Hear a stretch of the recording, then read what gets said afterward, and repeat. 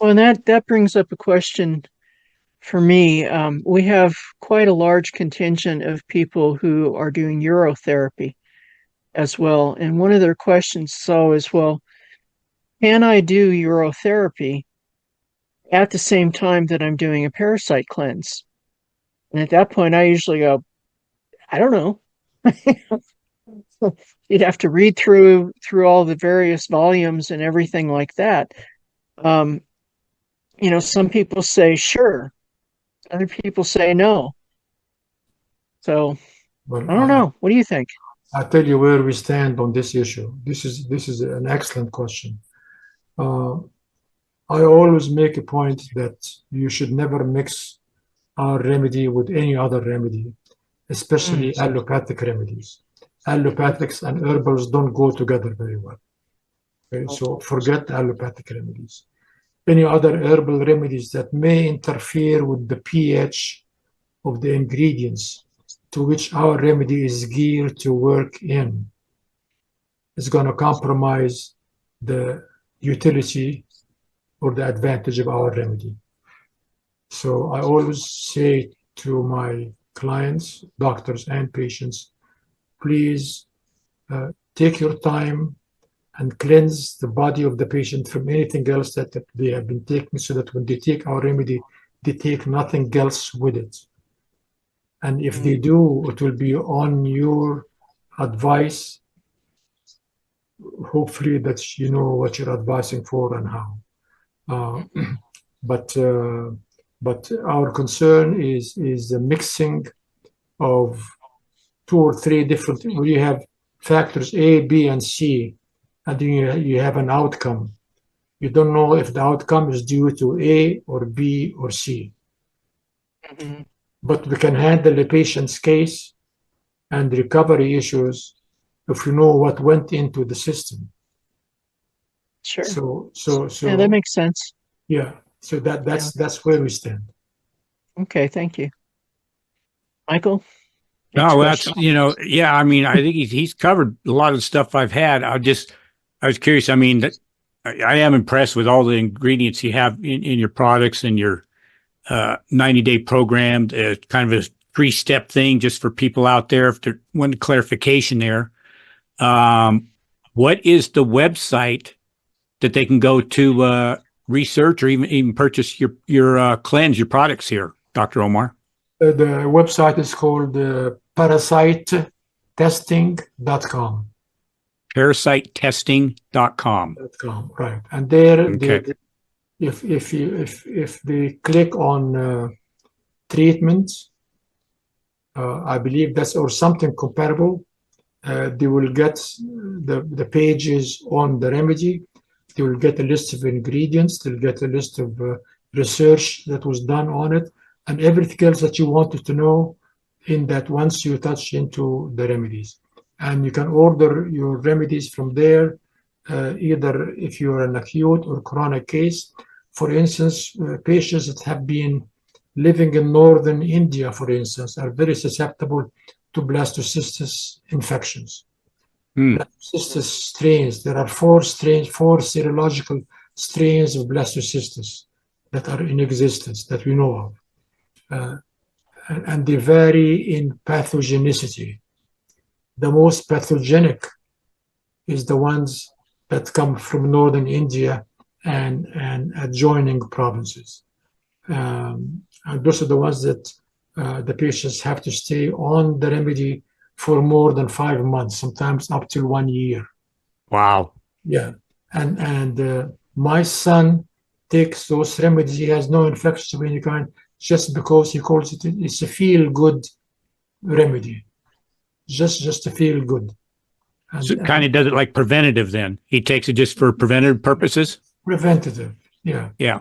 And we're in the process of developing a preventative formula for foreign travelers, because foreign travelers, where they get exposed to infectious agents unknowingly, they are very open to developing infections that are sometimes hard to treat.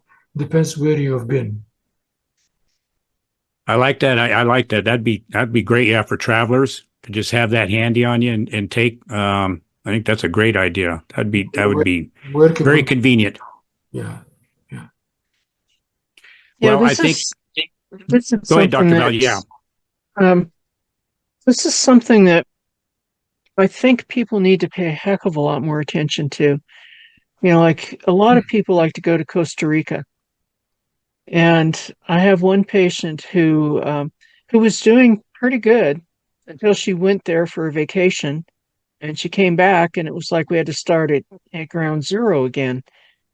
And I told her, something happened to you either on your way there, due to having to go through the X-ray machines, at the airport, or it was something that you ate or drank or something like that, came into contact with something, because it completely threw her system off. And I've heard of that from other people too. And I think that parasites are so rampant on the earth now that people just don't realize that even if you go to the cleanest country in the world, you're still going to get parasites, and they're going to be different than the ones that you're used to. So it could be much more devastating. It's kind of like, when people come here from other states back east and they're in a dust storm here, then they develop valley fever and they go back out east. Nobody knows what the heck it is, and people get really, really seriously ill with valley fever.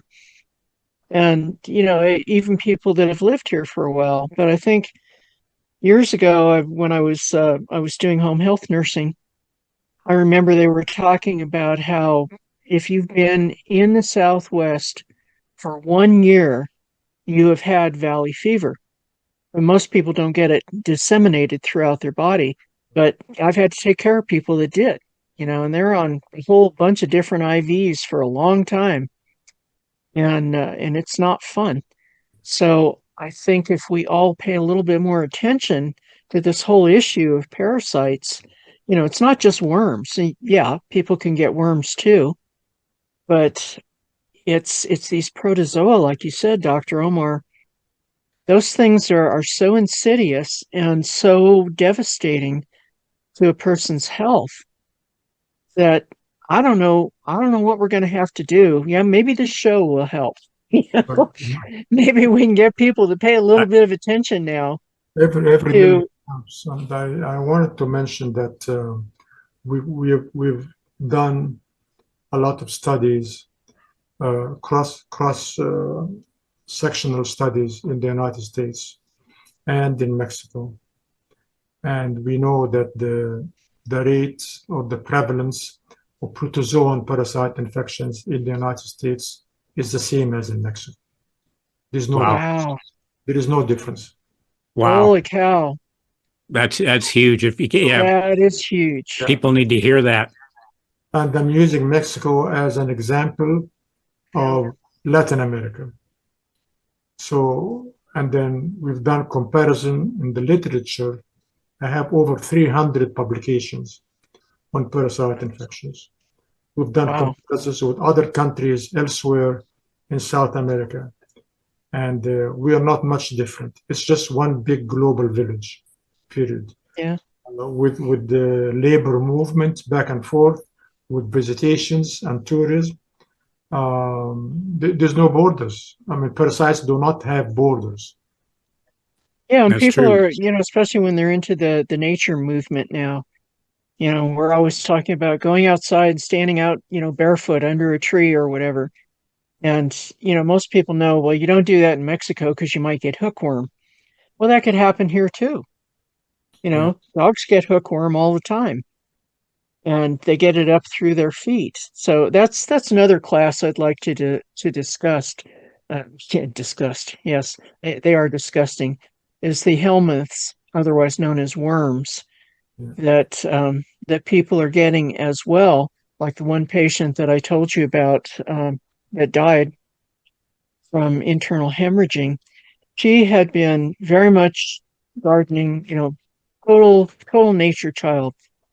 And she told me that she was laying down on the soil on the sunny afternoons and sleeping.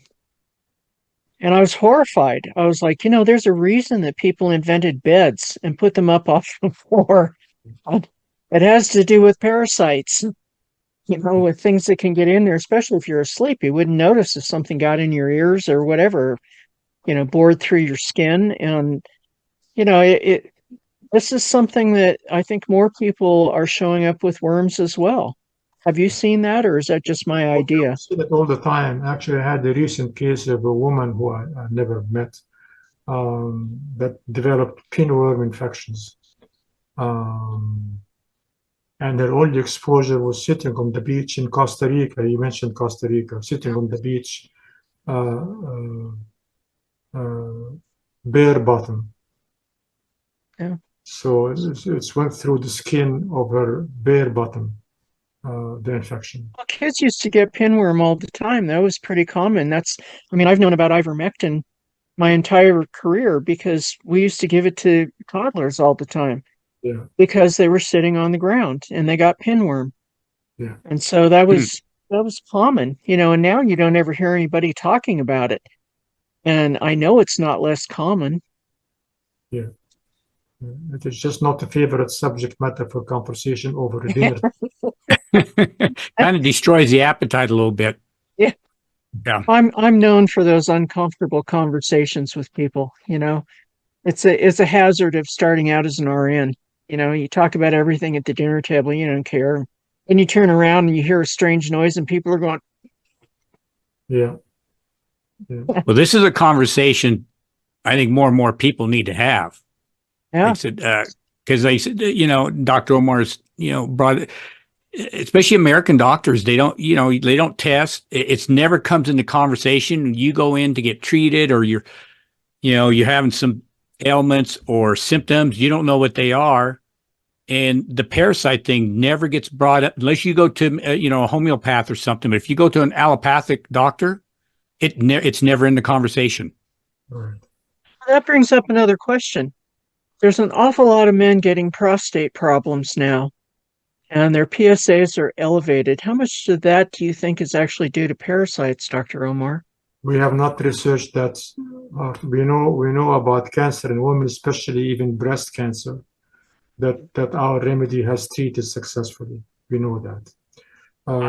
In Thailand, we know, and I have researched, and I was in Thailand, in northern Thailand in particular, the relationship between certain trematode infections and liver cancer. And liver cancer there is due to certain cultural practices that has to do with the cultivation of certain crops in the field and exposure to contaminated water conditions in the field, which vary geographically between northern Thailand, eastern Thailand, and southern Thailand. Northern Thailand is the most badly affected part of this part of the world, where you have a direct relationship between liver cancer and trematode infection. Wow. Yeah, it's to the point now where you have to wonder if it's safe to swim in some of these beautiful pools out in nature. Yeah. I've known about the amoeba that gets up through the nose in the water, the N-Fowleri, and boy, that kills people. I think that the last I read on that, it was like 1 in 10 people actually survived that infection. But they were just swimming in hot springs, or in a nice lake where there's a lot of ducks that carry this particular protozoa, and it gets up into the brain, and that's it.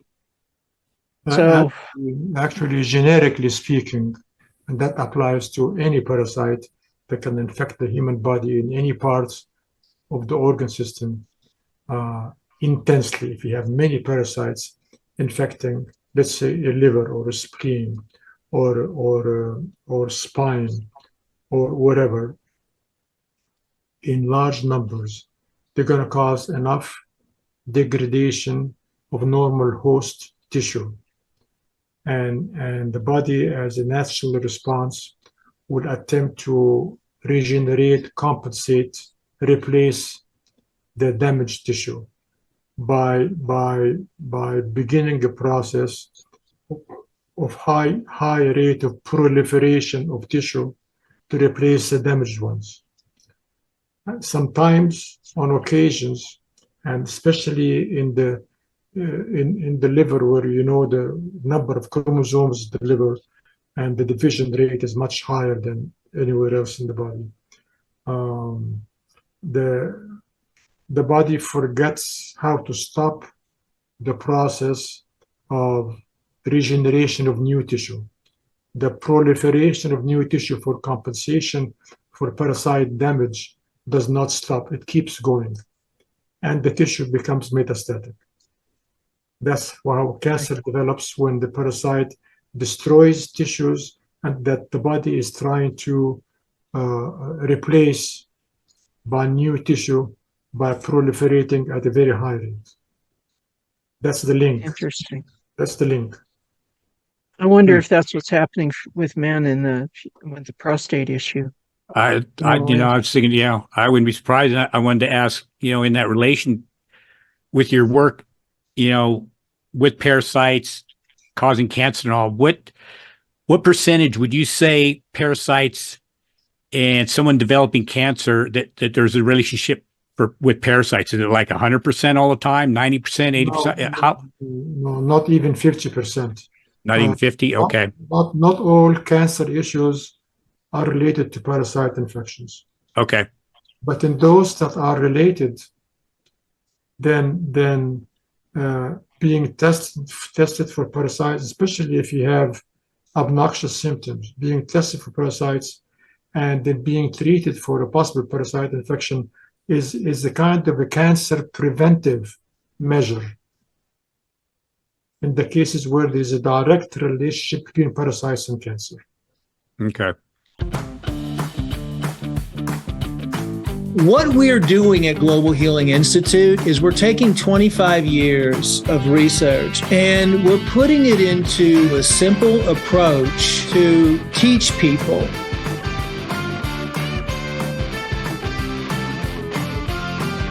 And it doesn't necessarily mean that you even need to see clients per se. You should be your own certified natural health coach. And for your family, you can be a certified natural health coach. Because it teaches you everything you need to know about why you have different conditions, how to clean up your internal environment, how to clean up your external environment, the importance of cleansing and healing the gut, the importance of cleansing and healing the liver, the importance of getting the parasites out of your body.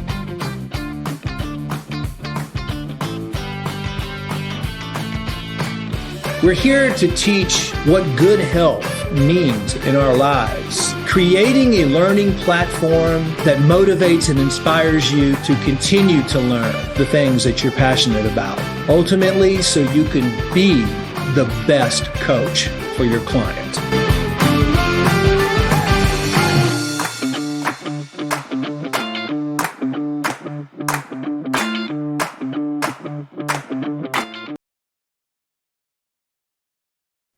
All right. Well, this is great stuff.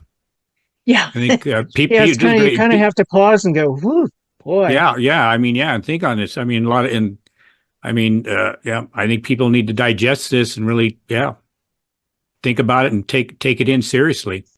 Yeah, a lot of chronic diseases are initiated by parasite infections.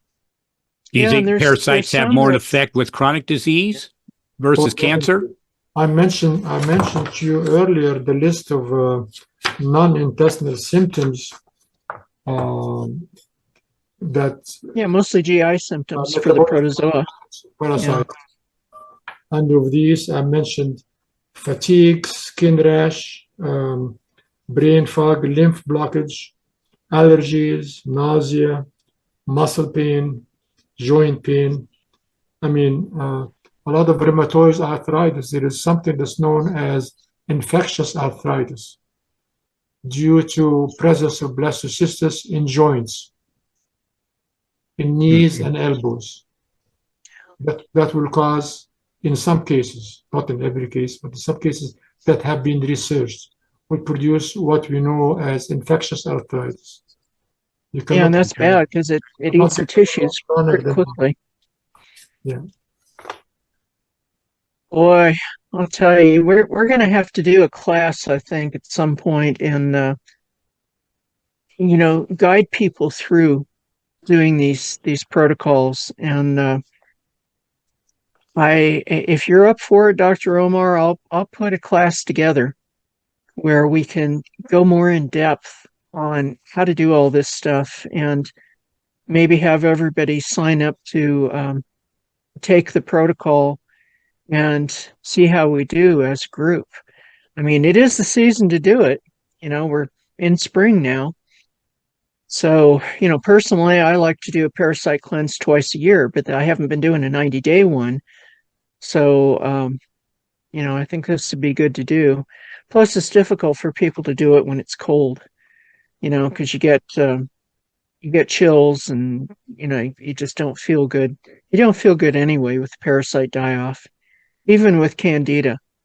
I've had people before that I took through Candida cleanses with homeopathics and a couple other things. And I tell them, there's going to come a time within that first 2 weeks where you're going to feel the die off and it's going to be worse than you ever felt anything before. But don't stop. Keep going, keep taking the stuff. It means that the remedy is working. Yeah. So, yeah, and I mean, I've had people when I had a clinic, I'd have people that would come in looking like they've been dragged through hell, going, "Oh my God, this is terrible. Something's wrong with me." I go, "No, you're just killing off parasites." Yeah. But people don't realize that there's so many parts. I mean, even if you take a worm and say you have a worm infestation, and you take the stuff and it kills off the worms, well, then you got to deal with the parasites and the viruses and the fungi that were inside the worm. And so those have their own parasites too. So you have to go through all of those stages, which is why a 90-day cleanse or parasite protocol is a good idea, because you're going to have all of those things that you've got to wipe out of the system. And until you get them all out, you're not safe, because if you leave one of those things in there, if you've got protozoa still hanging around, you got a problem. Because then they're going to proliferate. They will create a pocket of infections that is going to be drug resistant, and once you you develop that pocket, they become so much harder to treat afterwards. Yeah, because they're building drug resistance. I have taught 4 different classes of parasitology in the past at the University of Wisconsin. One of them is clinical parasitology, where we talk about the life cycles, symptomology, case histories. It's very, very geared to the clinical aspects. It's usually given to pre-meds and medical technologists. Taught class of general parasitology for general interest. I taught class about field parasitology, because as you perhaps know, many of the human parasite infections draw upon reservoir systems in nature, such as mammals that are infected and infections transmitted from mammals to humans. So we have a reservoir system. So we examine the reservoirs. That is exclusively reservoir parasitology. We go trap animals, mostly mammals, as well as sometimes reptiles and amphibians, and have the whole class dissect and open up and recover whatever parasites that are there. So there's many different ways to handle it.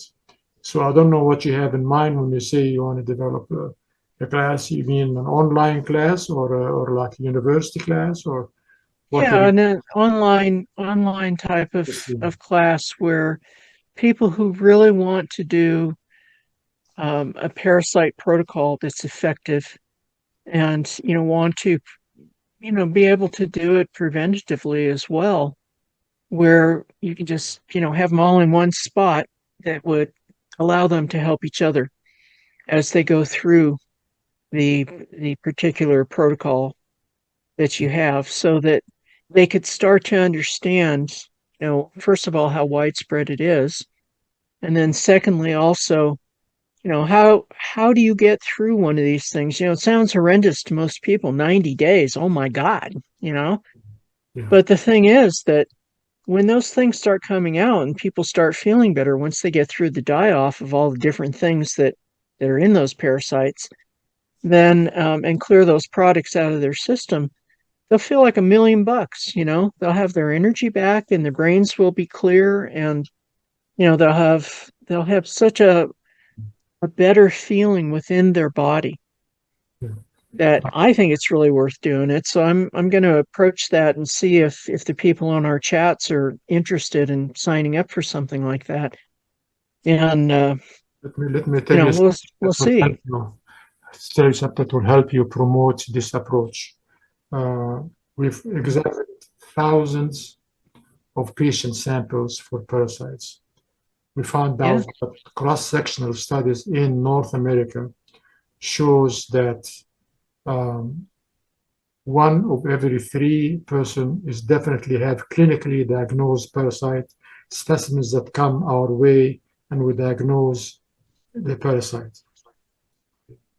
We also know that there's also 1 other third that have parasites that do not get to be clinically diagnosed, either because of expense to the patient or because they never were encouraged to submit stool specimens, or when the stool specimen is misdiagnosed or mistreated, so the clinical infection results do not show.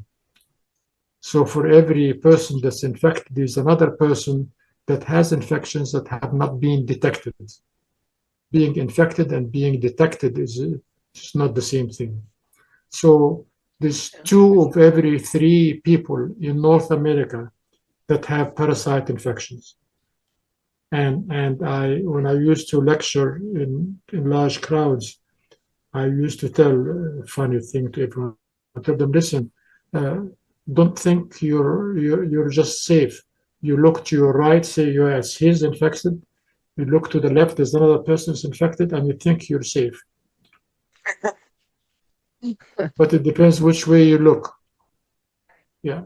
So basically, it's at least 60% to 70% of the American population has parasite infection, whether it is clinically diagnosed or not. Wow. 2 of every 3. That's your selling point. Yeah. And and especially when they don't realize that it's so common, especially in people that eat out. Because look at who we've got handling the food. And, especially in Arizona, most of our stuff does come from Mexico. And so then you have everywhere from the migrant workers to the type of fertilizer that they're using. And, human fertilizer is cheap and it's free. So the same thing in Vietnam and Thailand and, many other places around the world. They either use human or dog feces because it's good fertilizer. There's plenty of nutrients in it. And so all it takes is one person to not wash their hands, when they're handling all this stuff, or, one food prep person who's ill with a parasite disease that's contagious. And, here we are eating out, fine dining and thinking everything's wonderful and everything's clean, looks good, tastes good. And, realize you just ingested a meal full of parasites. Yeah. And it happens a lot. Tell me something I don't know. Yeah. Dr. Omar knows that. Yeah. Like it's 2 out of 3. Well, and the stuff that's so surprising, like you said, there's not much difference between here and Mexico. And I'll guarantee you the average person doesn't look at it that way, would be shocked to hear that, that Oh crosses yeah. these borders, it doesn't change a lot. You know, No, it doesn't. uh, And yeah, I mean, I've been in places where, maybe the service is slow and you go, well, what's going on? And they go, oh, well, we lost our cook, ice came and took him back home. And it's like, okay, so who's doing the cooking? And it's like somebody that's not actually a cook, but they're doing the best they can, Yeah. and they haven't taken any food prep courses, they're not licensed as a food handler. So, you look at all that stuff and then you go, wow, at any point along the line, there could have been parasites that hitched a ride. And, then you're looking at your lettuce and going, huh. I mean, I can tell you, I traveled for 2 months through Central America, and we did not eat anything fresh for that simple reason. Wise. It was like, yeah, don't eat the salad, eat only stuff that's cooked, don't eat anything that's rare, drink soda pop, and now to hear that it's the same as Mexico, oh boy, You keep, all I can keep say is, folks, get your own water distiller, distill your own water, use a pre-filter system. Oh boy. well, then if you have pets, what do you do there? Well, We I like our take mine pets. to the vet and I get them. They get a shot. But I'm always checking them too. I have two indoor cats, and the first guy, when I got him, he had been an outdoor cat, and so I was brushing him one day, and I noticed the little rice granules crawling out of his butt, and I was like, oh hell no, I've dealt with tapeworms before. you know, I dewormed a cat once and said I'd never do it again. Because you put the stuff in the capsule and you shove it down their throat, and it's a horrible chemical smell. But I got out like about a 22-inch tapeworm out of that cat when he barfed. I was pulling it out, as he was barfing. I said, I am never doing this again. So the last time I took the cat to the vet and I said, give him a shot. And I don't want to see another thing crawling out of his butt. And they said, okay. They gave him a shot. It was fine. But, these are things people don't usually think about. They don't look at, here's another thing. People, you got to inspect your poop, and yes, this is a poopy conversation again. But the thing is that if you don't know what's going on. And it can really show you what your body is doing that needs maybe a little bit of help. And I can tell you, I did a pretty intense fasting cleanse when I was in my 40s. And this was after I had traveled to Belize. And we were drinking out of the streams and, nice freshwater streams. And, when we went into town and had to eat at some establishment, you don't know how clean those places are. But anyway, or actually not clean. But anyway, at that point, I did this intense cleanse that was a 7-day fasting cleanse. It wasn't a parasite cleanse. It was just an intestinal cleanse. And the first thing I noticed is I got out some kind of a roundworm. I saw just a couple of them, and I thought, oh boy, if there's a couple there, there's probably a lot more than that. And then the next thing that happened is I got this thing out that was about an inch long. It was oval, it was flesh colored, and it had feet all the way around it. I said, oh boy, this is shocking, but not surprising, considering that we'd been in the jungle for a couple months. And so the next thing I did was a worm cleanse, and I got more stuff out. Now that's stuff that you see visually. But did I look to see if I had protozoa? No. I didn't have a microscope at the time. But since then, anytime that I've sent something in, I have done what Dr. Omar told me to do years ago, which is sugar up for a day or two before. So the parasites come out and they want to eat the sugar out of your blood and every place else, and then hit them with the anti-parasitic. And so I've been very successful with that. And the thing that gets me, Dr. Omar, is physicians don't know that. And even naturopaths. They have no idea to do that. And then you tell them about it and they go, oh, you know what? That makes perfectly good sense. You got to get them out, got to get them out of their cyst forms, and wanting to party out in the bloodstream, you know. And I think that we need to teach people how to get a decent stool sample to do the parasite evaluation, because if you don't get them out there, then nobody can detect them in the stool, right? Your story about your cat and your tapeworm reminds me of a story that I know of a gentleman that I knew. He was a physician, and he had a very nice looking girlfriend that he really loved, but she started losing her memory to the point where she could not even remember his name. And he was very worried. And he asked around, what do I do? Someone told him, have her send the stool sample to Dr. Amin, that's me. Send the stool sample. We found eggs of Diphyllobothrium latum, which is a large tapeworm. Oh boy. So we treated her for the tapeworm. She got rid of it. 2 or 3 weeks later, after she got rid of it, she got her memory back, and their life was perfect. The thing is that this tapeworm, Diphyllobothrium latum, has an affinity for finding and depleting the body of vitamin B12. And B12, as you know, is important for mental ability and ability to remember things, all mental functions. B12 is very important for that. So once you got the memory back and everything is beautiful, so he just married her and end of story. So because now she's regained all her mental functions that were compromised by the D. latem infection. I remember when they were selling weight loss pills, which was just back in the somewhere in the 20s to the 50s, I think. They were selling these miraculous weight loss pills, and they contained a tapeworm egg. You remember that? Wow. That's story. Yeah, boy. All kinds of weird stuff that has gone on in our human history. I heard one lady in Africa had suddenly lost like 50 pounds in a month. And while she was happy about that, she had something going on in her brain. And it turned out she had some kind of protozoa in her brain. I don't remember what it was now, but they treated her for that. And, then the weight came back on, unfortunately.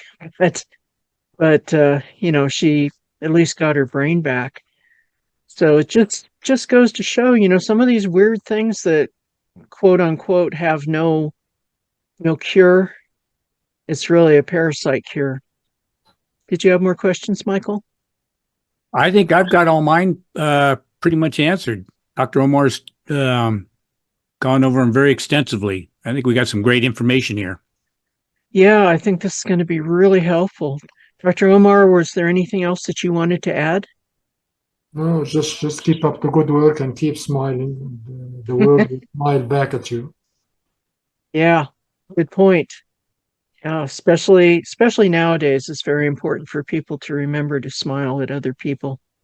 Yeah, And I guess pets. the only important thing is to raise the level of consciousness among medical practitioners to increase Yes. the awareness of the importance of detecting patient symptoms as possibly being due to parasites and test for that aspect properly, and hopefully if they include the parasite testing as part of their annual checkups to keep things above par, that would be great. I agree. I think we got to start a campaign to do that. And the thing is too, you don't have to be a medical practitioner to advise people to do a parasite cleanse. I think anybody that knows the facts should be telling other people. Tell your friends, tell your family, everybody, and any client that you work on, whether you're a massage therapist or an energy worker or a zone therapy worker, whatever, whatever your bag is, polarity worker, whatever. And also being aware that many of the chronic diseases that defy routine treatments can be caused by involvement with parasite infections, and that to not shy away from that consideration and test the patients with any symptoms, any chronic symptoms for parasites in case there is involvement there, such as we discussed in many cases, all the way to Yeah, and especially the allergies. I hadn't really thought about the allergies, but that's a clinical pearl right there, which you gave us, Yeah. because I've been scratching my head for a while now about some of these fleeting allergies. Yeah. So yeah, I'm going to suggest a parasite evaluation. Very good. I've had a lot of patients that didn't want to get evaluated. They didn't want to know. They're like, just put me on a parasite cleanse. I'm like, okay. And the whole thing is, do they feel better? Yes. Okay, good. Thank you. Thank you very much. Thank you for coming on the show.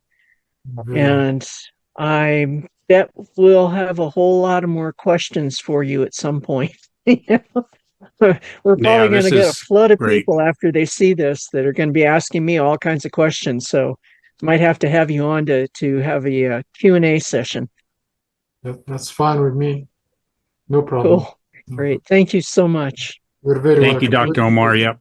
Good Thank to you. meet Thank you for showing up. Some great info. And one more, your website again is parasitetest.com. Is that it? Parasite testing. Testing. Parasitetesting.com. Okay. Just so everybody check it out. I urge everyone to check it out. And thanks, Dr. Omar, for showing up and shedding some light with this great information. And for my co-host, Dr. Val, and all of her great info, I'm Michael Laine. And until next time, where we discuss healthy options for humanity, we will see you then. Sounds good. Thank you.